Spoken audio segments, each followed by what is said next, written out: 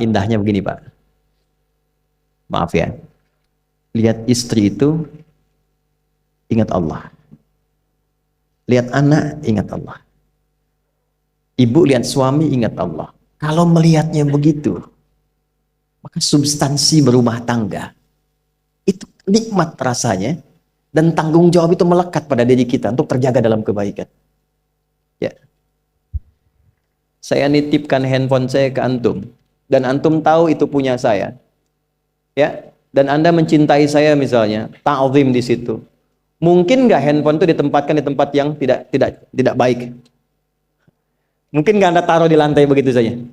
Demi Allah saya katakan, mungkin Anda akan mencari tempat terbaik, disimpan di situ, dirapi-rapikan, dilap-lap, karena Anda merasa itu punya saya yang dititipkan pada Anda.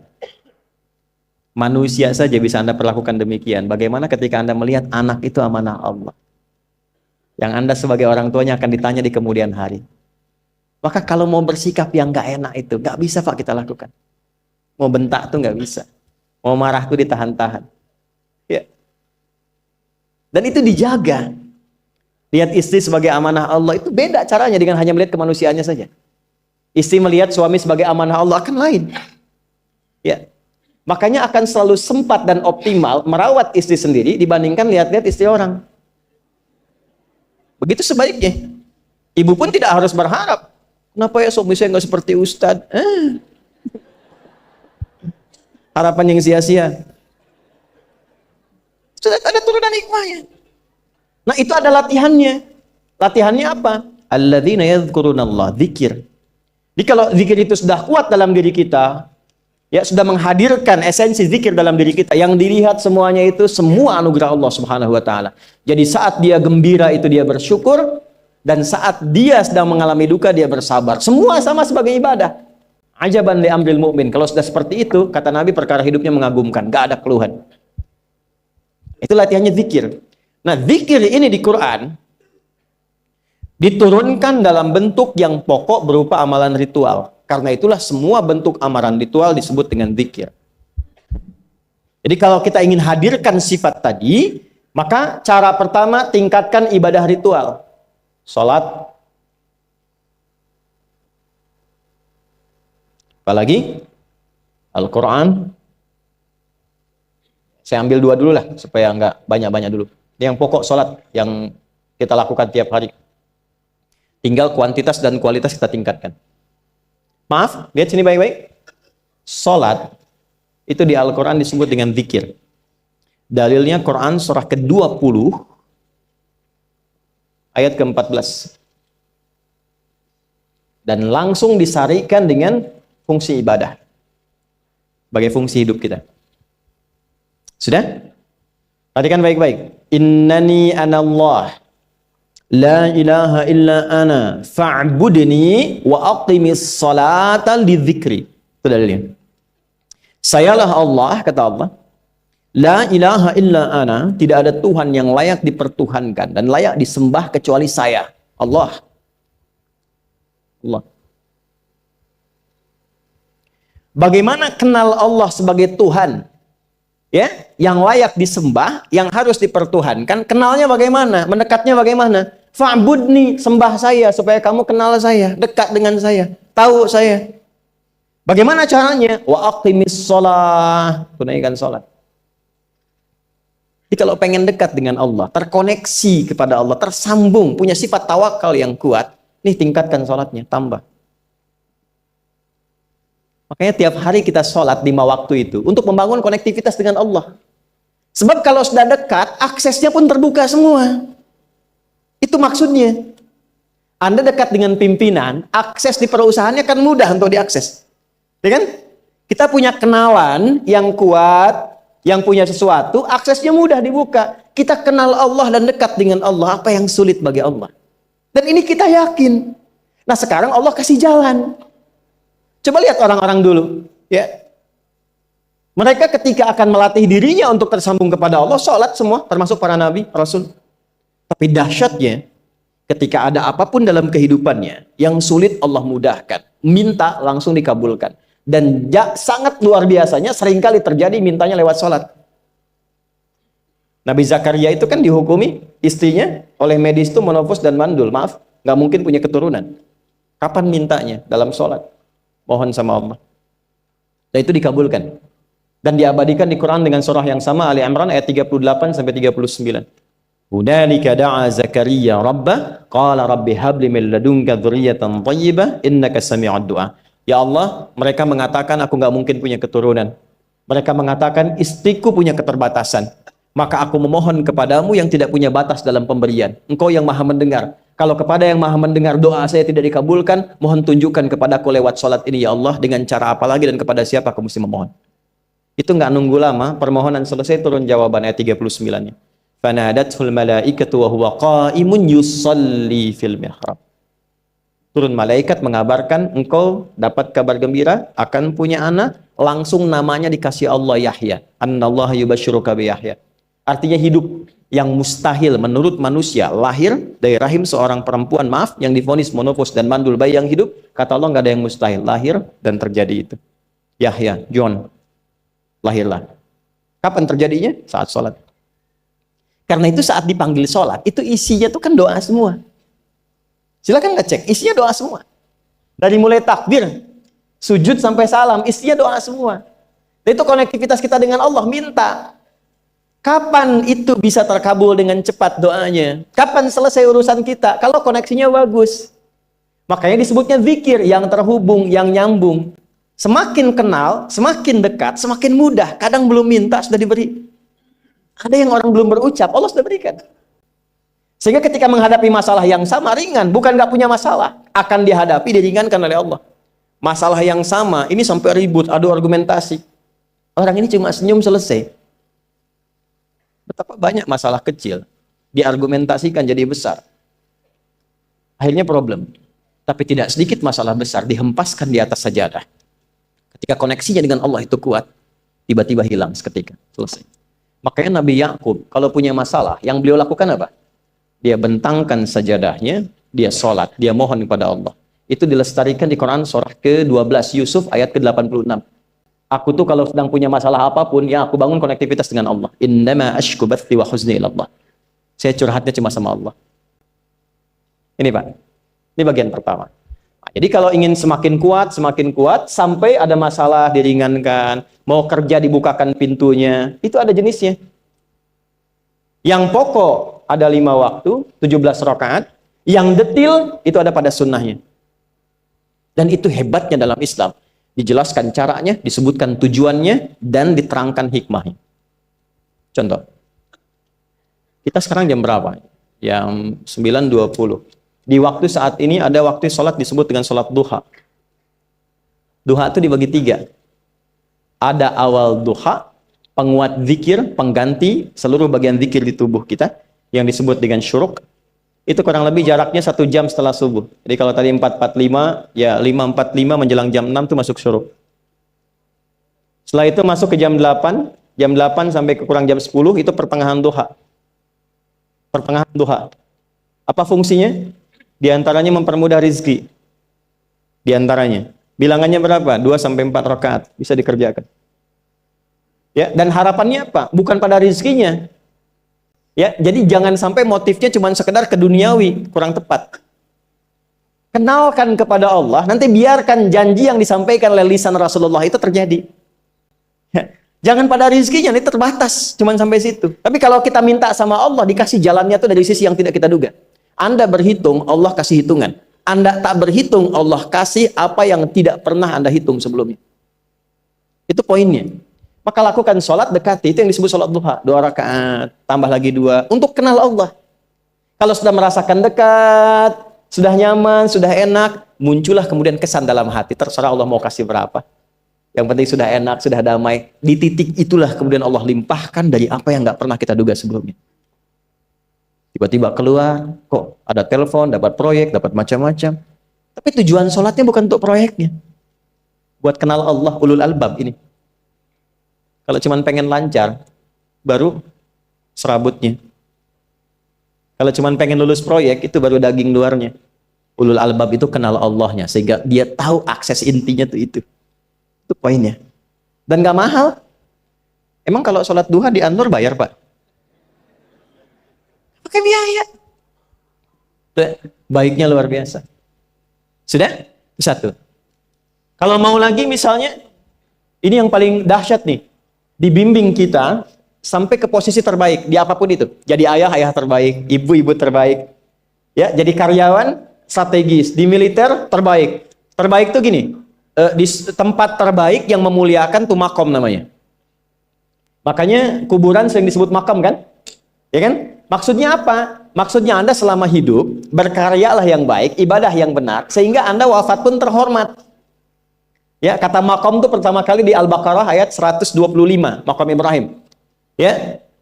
Ketika Allah sampaikan dalam Al-Qur'an, didapatkan di situ makom Ibrahim, wa idz ja'alna al-baita mathabatan lin-nasi wa amna wattakhidhu min maqami Ibrahim.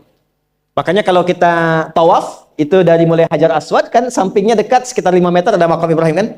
Itu tapak kaki pertama beliau meninggikan pondasi Ka'bah dan di situ diabadikan kemuliaannya sampai beliau wafat. Dikenal sampai sekarang. Ya, setelah sekian abad.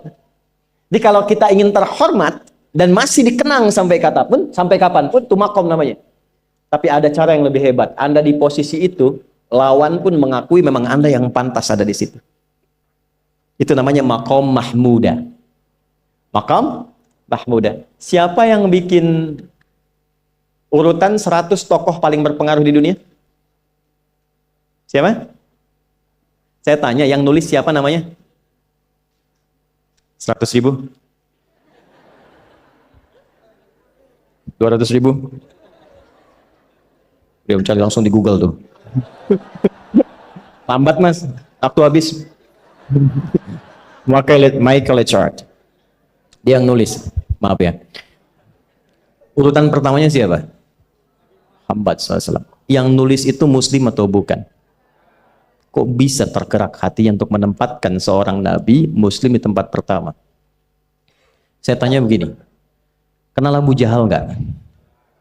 Ya Allah, makin siang nih nggak fokus nih. Saya kira cuma di Bengkali saja yang kenal Abu Jahal, sini kenal juga. Baik, Abu Jahal itu, apakah orang ini tidak kenal Nabi? Orang ini tahu, kalau saya sebut orang ini berarti kurang bagus ya. Kalau saya sebut beliau berarti baik ya. Abu Bakar saya sebut beliau, Abu Jahal orang ini. Maksudnya Abu Jahal. Apakah orang ini tidak tahu kalau Nabi itu mulia? Nabi unggul. Nabi hebat kan? Jadi mengakui sebetulnya Nabi unggul. Dan gulat dengan Nabi itu dalam olahraga kalah. Dia tahu Nabi itu kuat. Ya. Di dalam cinta juga tahu Nabi paling unggul. Abu Jahal melamar Sayyidah Khadijah ditolak, Nabi nggak lamar, Sayyidah Khadijah minta dilamarin. Ya. Dari sejak itulah dia nggak mau tahu semua yang dari Nabi, pokoknya semua harus jelek. Walaupun dia tahu itu baik.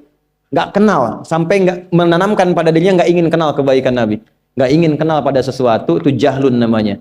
Jadi kalau ada mbahnya yang paling bodoh, yang nggak pengen tahu, itu Abu Jahal namanya.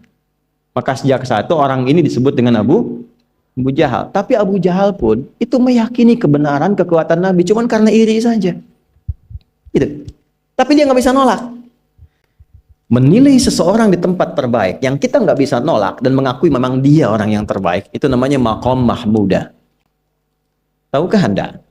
Jalan untuk mencapai makom mahmuda itu nggak akan mungkin kita dapatkan kecuali mendekati yang punya semua makom, yaitu Allah Subhanahu wa Ta'ala. Dan jalannya lewat sholat. Itu lewat sholat. Tapi karena ini levelnya istimewa, tingkat tertinggi, ya prajurit pengen jadi komandan terhebat yang diakui, nggak ada orang nyoal. Di kepolisian pengen jadi pimpinan yang baik dan semua mengakui sehingga nggak ada yang nyoal. Di perusahaan pengen jadi pimpinan yang ideal, ya semua mengakui, nggak ada yang nolak. Itu makom mahmuda. Jalannya apa? Ternyata nggak pakai uang, nggak pakai koneksi-koneksi yang tidak jelas. Koneksinya dibangun dengan Allah sehingga Allah melembutkan hati semua orang itu untuk menetapkan dia yang terbaik. Sholat. Karena levelnya tinggi, dinaikkan dari sekedar sholat fardu. Ditempatkan di waktu yang tidak biasa. Butuh pengorbanan, butuh perjuangan. Namanya tahajud. Turunlah Quran surah ke-17 ayat 79 sampai 81 itu. Quran surah 17 ayat 79 sampai 81. Ini poinnya. Wa minal laili fatahajjad bihi nafilatan laka asa ayyab'athaka rabbuka maqamam. Ini kan terjadi keanehan kan, ironinya. Anda pengen sukses, pengen tertinggi, Anda tahu Allah penentunya, Anda tahu Allah yang punya rizki, Allah punya kekuasaan, tapi Anda nggak mendekati Allah. Terus yang dipakai cara-cara salah, kenapa harus korupsi? Kenapa harus nyogok? Kalau SK-nya nggak Allah tetapkan, nggak akan turun juga. Dan sudah hukum, kalau ayah berbuat maksiat, itu anak istri pasti kena. Itu udah hukum. Makanya saya mohon ya para ayah itu kalau mencari nafkah, cari yang benar. Kasihan anak Anda yang di SD. Harus berhenti sekolah. Maaf, bukan anak Anda, maksudnya anak orang lah. Kenapa harus korupsi? Maka ketika ada tawaran sogokan yang nggak bagus, tuh yang dibayangkan tuh itu bukan cuma proyek jalan dapat uang banyak, tuh anak-anak tuh bahaya. Ke sekolah disebut anak koruptor, sedih. Istri nggak sanggup keluar belanja. Tuh pikirkan, itu sudah hukum. Sudah hukum. Anak juga begitu. Kalau mau berperilaku, ingat orang tua. Sebab ketika tidak baik, orang tua pasti kena. Anak di sekolah berantem, yang dipanggil siapa? Orang tuanya. Itu selalu terikat. Di rumah tangga itu selalu begitu. Karena nafas itu terikat. Semua saling mengikat. Babnya itu jelas. Nah, balik ke sini. Kalau ingin tingkat yang tertinggi, dekati pemiliknya Allah. Ini. Makanya tuh harus punya itu. Itu ringan kalau sudah punya itu tuh Allah. Saya punya Allah. Kita mau apa? Takut hidup. Nabi ditodong pakai pedang. Siapa yang menyelamatkan Muhammad sekarang? Ringan Nabi jawab, Allah. Jatuh pedang. Dibalik, kamu siapa yang menyelamatkan kamu? Bingung. Dan punya Allah itu luar biasa. Nah, ini yang harus tanamkan pada jiwa. Punya Allah sebagai Tuhan. Kalau sudah dekat, kenal, baik dengan itu, akses mudah semua. Dan yang paling indah itu apa? Menerima apa yang Allah tetapkan. Hari ini nggak dapat, alhamdulillah. Saya masih dikasih jalan. Alhamdulillah, besok belum dapat. Ada akumulasi, paham. Paham. Nah, itu nggak mungkin bisa dapat rasa itu. Salah satunya, ikhtiarnya apa? Nih, tahajud. Dan hebatnya kenapa sholatnya disebut tahajud? Tidak disebut sholat hajat. Ada hajat, ada tahajud, beda. Hajatun, hajada, hajadun, ada tahajjada ya tahajjud, tahajud. Beda. Tahajud, di situ aja. Ini sengaja nggak saya hapus nih. Mana staf saya? Oh, foto nih ya. Saya hafal insya Allah. Tahajud. Asalnya dari kata hajada, begini ya. Ha, jim, dal. Ditambah ta di depannya, lalu ada tasydid sebelum akhirnya. Nih. Ini akarnya 3 huruf, ha, jim, dal. Hajada itu asalnya bangun dari tidur malam. Tidur dulu, lalu bangun setelah itu. Itu hajada. Pelan-pelan. Paham sampai sini? Kita teruskan. Kalau kita ingin berusaha untuk bangun, mengoptimalkan diri untuk bangun, maka tambahkan tak di depannya. Berusaha untuk mendapatkan atau mencapai sesuatu. Kalau yang kita akan lakukan itu tidak mudah, nggak gampang bangunnya, sehingga butuh rencana, butuh persiapan, ya kan? Maka tambahkan tasydid sebelum huruf akhirnya. Dari kata syiddah, apa yang mau dikerjakan ini nggak mudah. Memang pengen bangun itu jam 3. Tapi kan nggak tiba-tiba ujuk-ujuk bangun jam 3, belum tentu. Ya kan? Kita harus rencanakan dulu supaya bisa bangun, saat bangun itu siap, bukan cuma bangun. Bangun jam 3, salatnya 4:30, ya kan jauh. Maka untuk bangun jam 3 itu butuh persiapan, nih syiddah. Maka rencanakan. Pasang alarm 3 kali. Misal yang ikhtiarnya jam 2, jam 2.15, jam 2.30. Alarm jam 2 untuk mematikan alarm yang kedua. Gitu kan? Yakin saya Anda kalau pasang alarm malam tuh nggak 1, yakin? Itu Bangun, ceklek, mati. Minimal ingat akan ada alarm berikutnya kan? Nah, itulah tak. Allah itu sudah tahu modus-modus kita itu. Karena alim maha mengetahui. Detailnya kan kita lakukan kan Allah sudah tahu. Alarm yang kedua, membangun kesadaran paripurna. Peringatan kedua.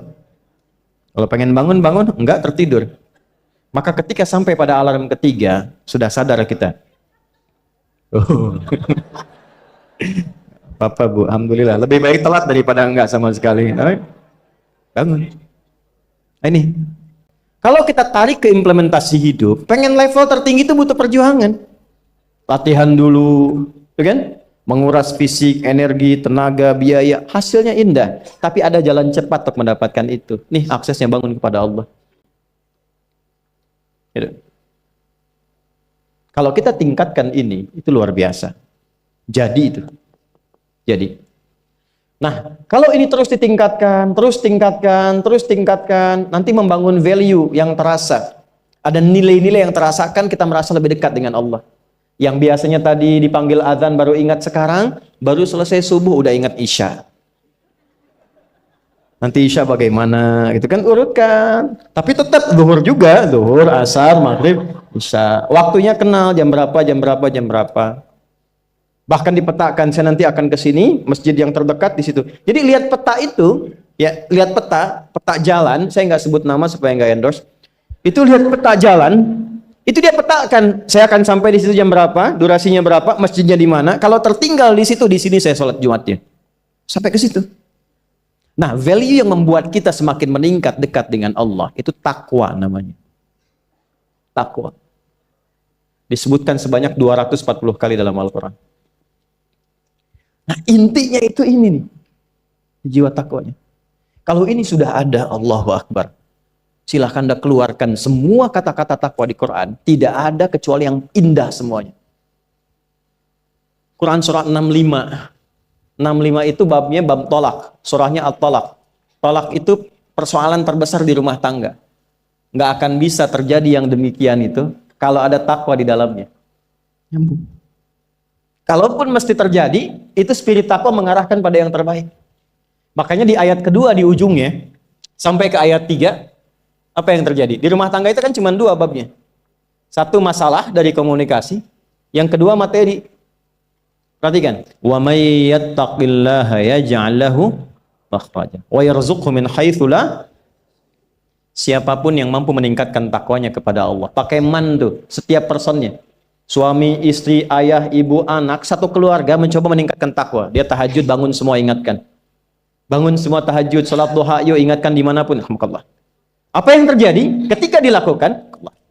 Apa jawab Allah? Yaj'al lahu makhraja. Enggak pakai alif lam, makhraja. Masalah apapun yang engkau alami. Suami berangkat ada masalah. Ada masalah umum yang semua orang mengalami itu. Tapi yang ini enggak. Kena macet, ada macet, dia mau berangkat, tiba-tiba diarahkan, jangan lewat situ Pak, macet, Bapak kesini aja. Ya. Pak ikut kami saja Pak, tiba-tiba patwal datang, ayo ikut. Ya, itu bisa terjadi. Wa yarzuqhu min haitsu la yahtasib, bahkan rezekinya pun itu datang dari sisi yang nggak diduga. Nggak nyangka ya, emang nggak sangka datangnya. Ya, habis sholat, tiba-tiba telepon masuk, belum selesai proyek, ini ada permintaan itu. Beda istidraj dengan takwa itu lain. Kalau istidraj itu bertambah tapi lupa Allah. Hati-hati. Proyek nambah, sholat lupa. Hati-hati. Hati-hati ya. Pekerjaan menambah, omset nambah, tapi nggak pernah bisa ngaji. Nggak pernah mampu sholat. Hati-hati itu. Dan paling bahaya kalau itu nambah terus sehingga membuat lupa semua ibadah. Itu istidraj namanya. Istidraj. Ancamannya akhirat tuh, hati-hati. Segera ingat, segera ingat.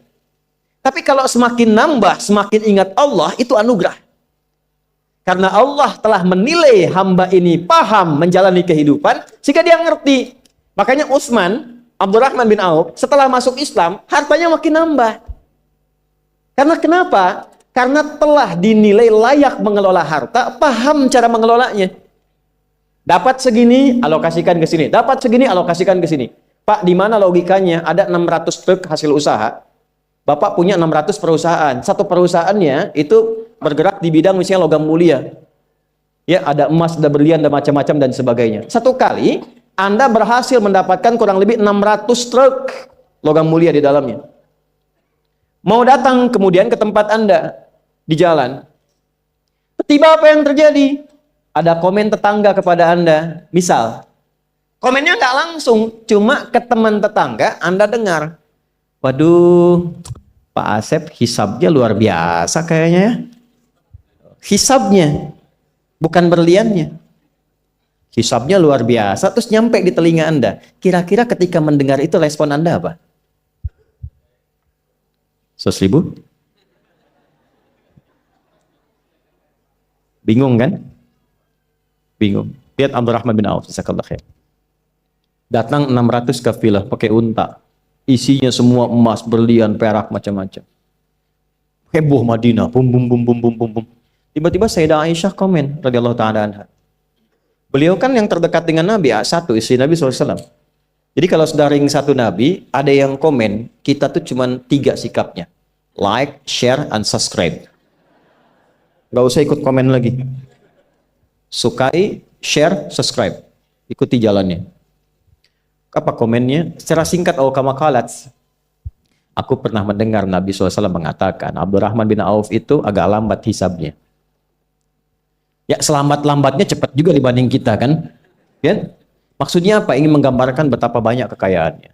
Scan, checklist, semua. Ketika mendengar komen itu, apa kata Abdurrahman bin Auf? Saya jadikan semua yang baru datang itu saya sedekahkan semua untuk orang Madinah.